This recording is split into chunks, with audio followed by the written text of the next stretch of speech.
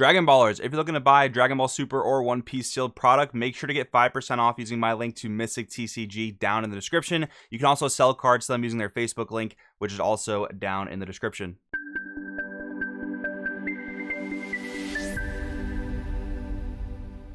Yo, what's going on, Dragon Ballers? Welcome back to another video. In today's video, we're talking about the specific ways that set 20 power absorbed is going to be buffing your fan favorite older archetypes. A lot of times in sets, we see these more like indirect support cards for different things that are able to just be played because they happen to work. But in this set, we're actually throwing a lot of specific support at a bunch of old decks that honestly I would not have expected them to throw support at. But I think that's one of the main themes of the Zenkai block, is to throw that legacy support out to these older decks through like the Z deck and stuff. These are all main deck cards, but they're still old support for those decks, and I'm sure they'll be getting some new Zenkai stuff sooner rather than later. But anyways, drop a comment down below letting me know what deck you're playing in set 20 format. It could be a deck we're talking about today, it can be any of the decks from the new set, it could just be any deck in general. I'm just curious what all you guys are playing. Maybe all you guys watching are green players, or maybe all you guys are filthy yellow players like me. I'm just curious to know. Drop a comment down below. Anyways, if you're new, make sure to subscribe, hit that bell so you never miss a video, and let's jump right on in. We are starting with SSB Gogeta Blistering Barrage. So this is an 8-drop 35k dual attacker. This is EX evolved for a red over a blue Gogeta BR with energy cost of 6. So I've brought up the different cards that this card is meant to be played with here on the screen.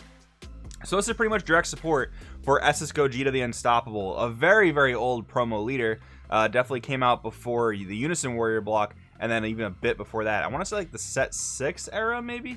But yeah, this leader is a super hardcore ramp deck, and the way it ramps is through a Veku blocker, and when that card is basically taken off the field, you get to ramp 2 energy. So it's some of the most intense ramping we have in the game, but it's very susceptible, especially nowadays, because there's so much unison removal, and I believe it has to be KO by battle in order to ramp. I don't think it works if it's just removed from the field by a skill, in which case, you know, smoke gets rid of it, makes it unable to ramp, and that really puts a hindrance in your game plan. I've seen builds though, like, you know, once Unison Warrior block came out, that adopted like Zeno Unison, for example, and that's a really good thing to use because you have the activate man on the leader here, choose one of your energy and place it in the drop, and then draw 2 cards. That energy you ramp with Zeno is just going to go away at the end of the turn anyway. You might as well make use of it by drawing some additional cards off your leader. That's a pretty cool synergy. And then SS Gogeta All Out Assault is a card we got much later in legacy support for this leader, and this is basically playable for 5 energy, and it also helps you ramp. So now let's read the rest of Blistering Barrage and see what it does. Activate battle for 2 blue.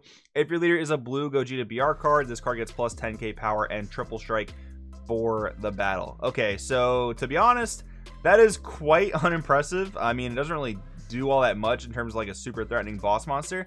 I guess the justification for that is that it comes down for 1, but I mean, before that you had to play a 5 energy 6-drop. So yeah, I mean, I guess, you know, you're playing the 6-drop the turn before, so then going into your next turn you're playing Blistering Barrage for 1. So all things considered, it's a 1 energy, very cheap play. You can get some nice 35k dual attack pressure through with it. The activate battle is not once per turn, so if you have the energy to dedicate to it twice, you can use it on both attacks. So maybe for 5 energy, you're swinging for a 45k dual attack triple strike. That is the maximum potential of the card, I guess. But overall, I mean, this card alone is, I don't think, going to really bring this deck into the limelight, or maybe even into the rogue limelight. So yeah, kind of a weird one to just throw at a deck like by itself without anything else surrounding it, but it is there for the players who do want to go back to experimenting with this leader. Alright, next up is a really funny one. We have Dende Perunga, the Third Wish. This is a 2-drop 15k black battle card, permanent. This card cannot attack. Activate main. If your leader is a Son Goku, energy restored, and you switch this card to rest mode, draw 1 card, choose one of your Goku Spirit Forgers, look at up to 3 cards on top of your deck, and place them under the chosen card. Okay, so before we even talk about the leader, which actually has some really interesting talking points, let's talk about Goku Spirit Forger, because to be honest with you guys, I don't even remember what this card does. This is a card that came out in set 6. It actually had to explain what Barrier does, funnily enough. So this is a 2-drop 5k permanent. This card gets plus 5,000 power for each card placed under it, and you can only play battle cards that are blue and no other color. So with this thing putting 3 cards under this, you're immediately getting a 15k buff, going to 20k minimum. And activate main once per turn, place a card from top of your deck under this card. If there are 7 or more cards placed under this card gains triple strike for the duration of the turn. So their thinking back then was, which back then was probably a lot more viable, this card still never saw play, but it was more viable back then, you would play this on 2, It's got barrier, so it's really not going anywhere for the most part back then in the set 6 days. And then you'd have the time to place cards underneath it. And back then, I don't remember there being any form of cards that actually put more cards under this. There might have been an extra card for the deck that like put one additional card under it per turn, but still, that was like 3 or 4 turns before you could actually pull off this guy's effect to gain triple strike, and then cool, it just get negated. Like, who cares? So this card is looking to speed up that process, but this card's unfortunately not going to be very good because Spirit Forger is not good in the slightest. This leader, though, is actually pretty solid. If you guys haven't seen, there is a deck out there that uses Assemble the Squad, which is a 2-drop wish card that plays a 15k or maybe a 2-drop from your deck, and they're playing Majin Defier West Supreme Kai. That's the mana dork of Dragon Ball Super. It's a battle card that taps for blue energy. So basically what you're doing there is you're using Assembling the Squad to get ramped essentially, and then you're playing SS4 Vegeta Rise of the Super Warrior, getting yourself up to a high amount of energy, and then eventually you can use the leader ultimate, remove 7 Dragon Balls in your drop from the game. If you do, draw 2 and untap 2. Now normally you have the downside of going back to your unwished leader after all that, but if you Z Awaken into the Goku Ultra Instinct leader, you actually don't have to suffer from that downside, and you just stay a super buffed leader that you got to super early because you ramped. So yeah, this legacy support, not remotely playable competitively in my opinion. If you want to play it for fun at locals, 100% be my guest. Enjoy the game how you want to enjoy the game. But from a competitive perspective, this card is not going to do anything for Goku Spirit Forger.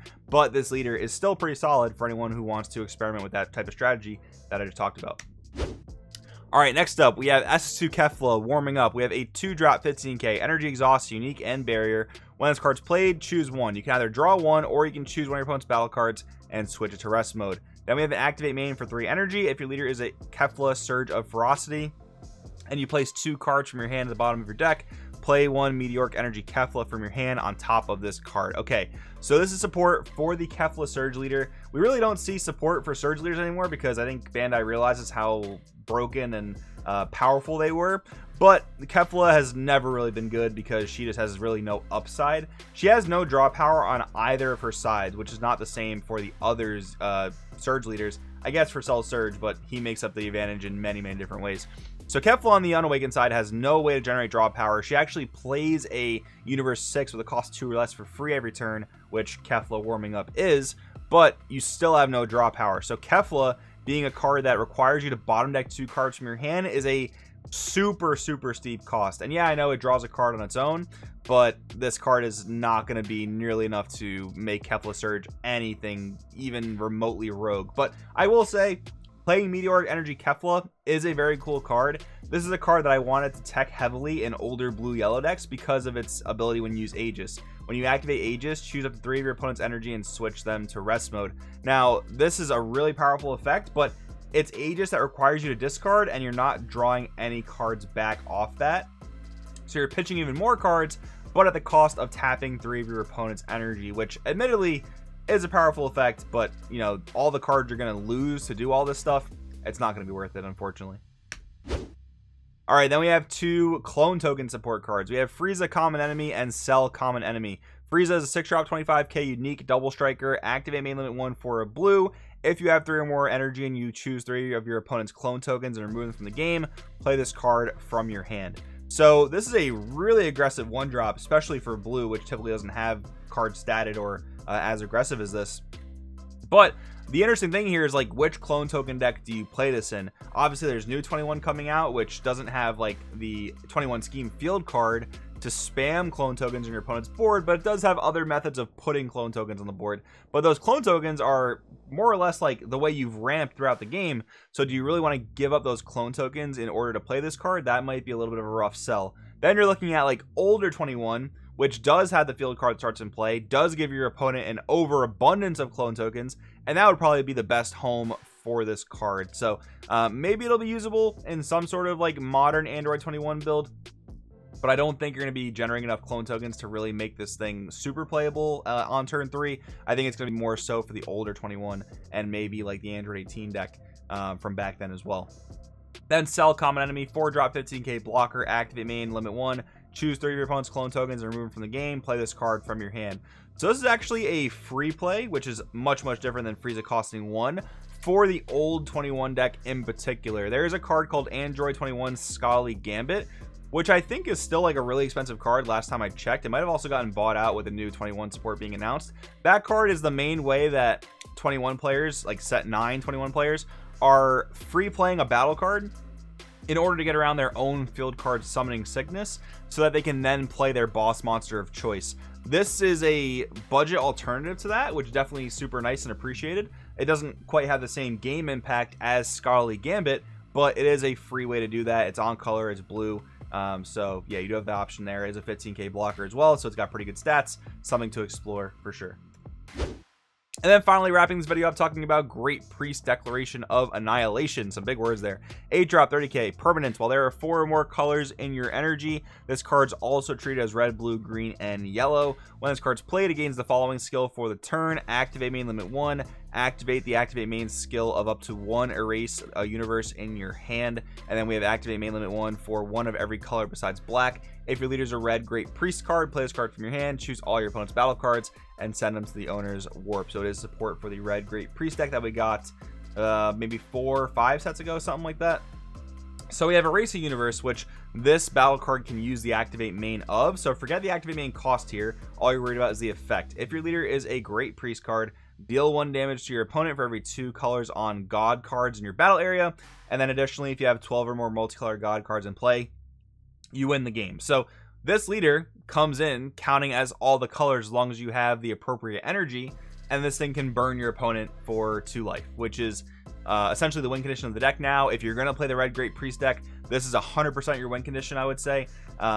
It's actually a pretty cool buff for that deck. Again, not that I think that's going to make red Great Priest even a decent rogue contender, but I will say, like, this is the right direction for legacy support, probably more so than most of the other cards that we read in this video. This actually does tie up nicely what that deck wants to do and put a little bow on it and actually make it work. So at a local level, I think red Great Priest will actually be kind of cool. But anyways, guys, that's what I got for you in today's video. These are all the main deck support cards that are coming out in Power Absorbed that throw legacy support to your favorite decks. If you guys have any questions or comments, drop them down below. Thanks for watching, and I'll see you guys in the next one.